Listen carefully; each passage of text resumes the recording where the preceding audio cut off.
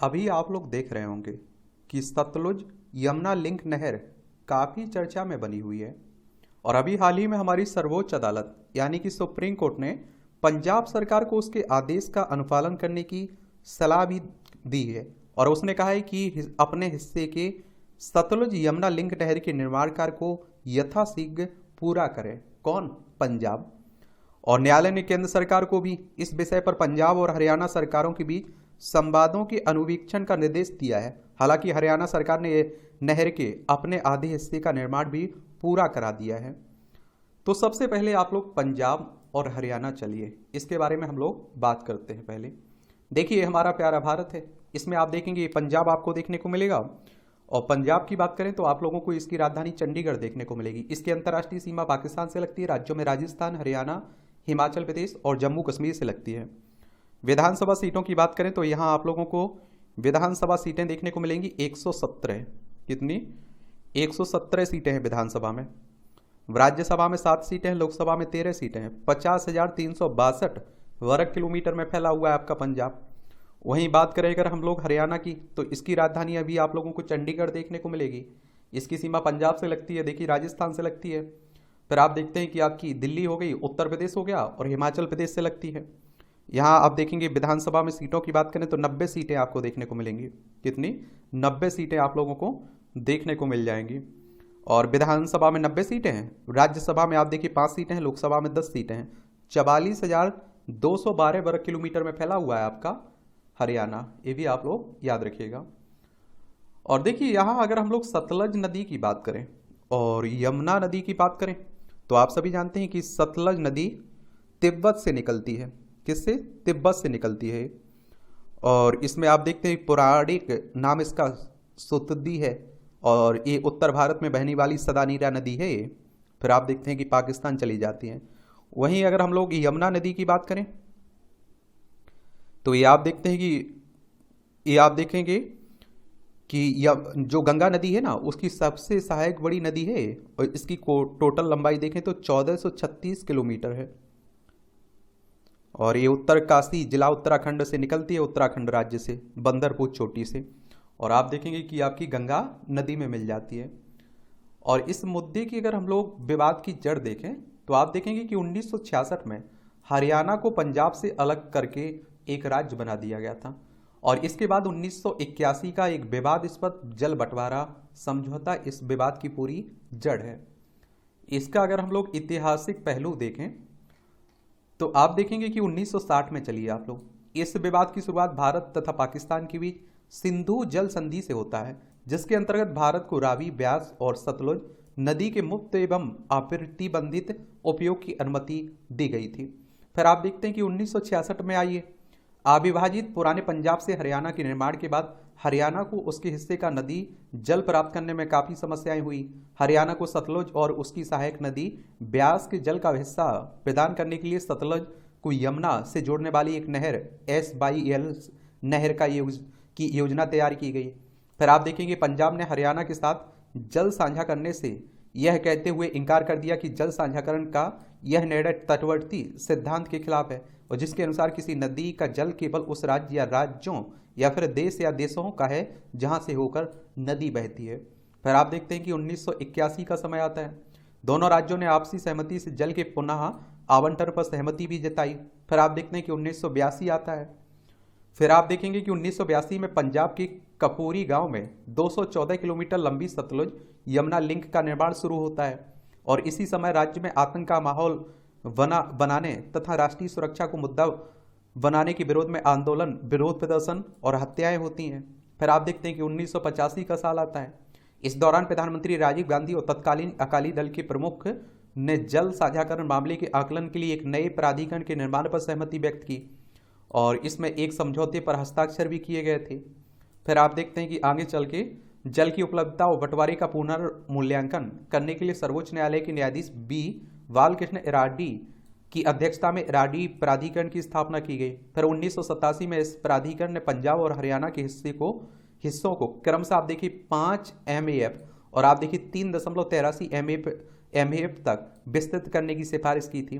फिर आप देखते हैं कि 1996 का साल आता है। हरियाणा ने सतलुज यमुना लिंक का काम पूरा करने के लिए पंजाब को निर्देश देने की मांग करते हुए सर्वोच्च न्यायालय का रुख किया। और सर्वोच्च न्यायालय की बात करें तो सुप्रीम कोर्ट की बात हो रही है, और एक संवैधानिक संस्था है सुप्रीम कोर्ट। संविधान के अनुच्छेद 124 के तहत इसकी स्थापना की बात की गई है। 28 जनवरी 1950 में स्थापना हुई थी। इसमें जो न्यायाधीश रहते हैं उनकी सेवानिवृत्ति की उम्र 65 साल रखी गई है। फिर आप देखते हैं कि 2002 और 2004 सर्वोच्च न्यायालय ने पंजाब को अपने क्षेत्र में कार्य पूर्ण करने का निर्देश दिया, 2002 में भी 2004 में।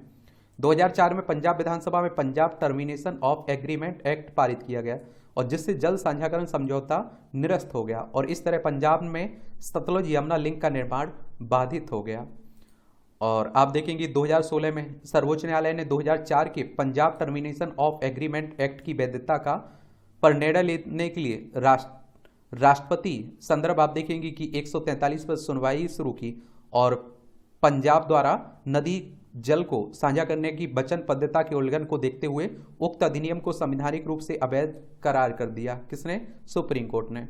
फिर आप देखते हैं 2020 आता है। इस बार सर्वोच्च न्यायालय ने दोनों राज्यों के मुख्यमंत्रियों को केंद्र की मध्यस्थता में उच्चतम राजनीतिक स्तर पर सतलुज यमुना लिंक नहर मुद्दे पर संवाद करने और हल निकालने का निर्देश दिया। फिर आप देखिए पंजाब ने जल की उपलब्धता के समयबद्ध आकलन के लिए एक न्यायाधिकरण की मांग की। पंजाब राज्य के अनुसार आज तक राज्य में नदी का कोई न्याय निर्णय अथवा वैज्ञानिक मूल्यांकन नहीं किया गया है, और रावी ब्यास जल की उपलब्धता भी वर्ष 1981 में अनुमानित 17.17 MAF से घटकर वर्ष 2013 में 13.38 MAF हो गई। एक नया न्यायाधिकरण इन सभी की जांच सुनिश्चित करेगा। अब आप देखिए पंजाब और हरियाणा के अपने अपने तर्क भी हैं, इन तर्कों को देख लीजिए। पंजाब क्या कहता है? पंजाब कहता है कि पंजाब पड़ोसी राज्यों के साथ किसी भी अतिरिक्त जल के बंटवारे का कड़ा विरोध करता है, और वे इस बात पर जोर देते हैं कि पंजाब में अतिरिक्त जल की कमी है और पिछले कुछ वर्षों में उनके जल आवंटन में कमी आई हुई है। वर्ष 2029 के बाद पंजाब के कई क्षेत्रों में जल समाप्त हो सकता है, और सिंचाई के लिए राज्य पहले ही अपने भूजल का अत्यधिक दोहन कर चुका है, क्योंकि गेहूं और धान की खेती करके यह केंद्र सरकार को हर साल लगभग आप देखेंगे 70,000 करोड़ रुपए का अन्न भंडार उपलब्ध कराता है। और आप देखेंगे कि राज्य के लगभग 79% क्षेत्र में पानी का अत्यधिक दोहन, और ऐसे में सरकार का कहना है कि किसी अन्य राज्य के साथ पानी साझा करना असंभव है। अब आप देखिए कि इस पर हरियाणा क्या कहता है। पंजाब हरियाणा के हिस्से का जल उपयोग कर रहा है, इसलिए हरियाणा बढ़ते जल संकट का हवाला देते हुए नहर के कार्य को पूरा करने की मांग करता है। हरियाणा का तर्क है कि राज्य में सिंचाई के लिए जल उपलब्ध कराना कठिन है। हरियाणा के दक्षिणी हिस्सों में पीने के पानी की समस्या, जहां भूजल स्तर 1700 फीट तक कम हो गया है। हरियाणा केंद्रीय खाद्य पूल में अपने योगदान का हवाला देता रहा है, और तर्क देता है कि एक न्यायाधिकरण द्वारा किए गए मूल्यांकन के अनुसार उसे उसके जल के उचित हिस्से से वंचित किया जा रहा है, यानी कि वंचित किया जा रहा है।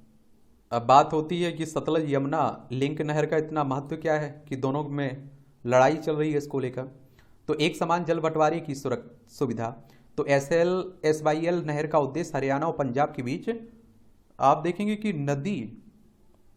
नदी जल के समान बंटवारे को सुविधाजनक बनाना। एक बार पूरा होने पर यह नहर क्षेत्र के प्रमुख जल स्रोतों रावी और ब्यास नदियों से जल के वितरण को सक्षम करेंगी, और जल संसाधनों तक उचित पहुंच सुनिश्चित करने और असमान वितरण से उत्पन्न होने वाले संभावित संघर्षों को रोकने के लिए यह दोनों राज्यों के लिए महत्वपूर्ण है।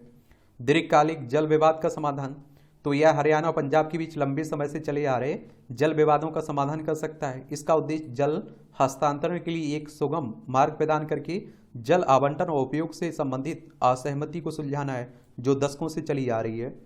और आप देखेंगे कई बार कानूनी लड़ाई और राजनीतिक तनाव का कारण भी बनी है ये आप देखिए कृषि उत्पादकता में वृद्धि। SYL नहर बेहतर जल वितरण की सुविधा प्रदान करके कृषि उत्पादकता और स्थिरता को बढ़ाने में योगदान कर सकती है। यह किसानों को उनकी भूमि पर प्रभावी ढंग से खेती करने में सहायता कर सकती है, और जिससे बेहतर पैदावार तथा सामाजिक आर्थिक विकास हो सकता है।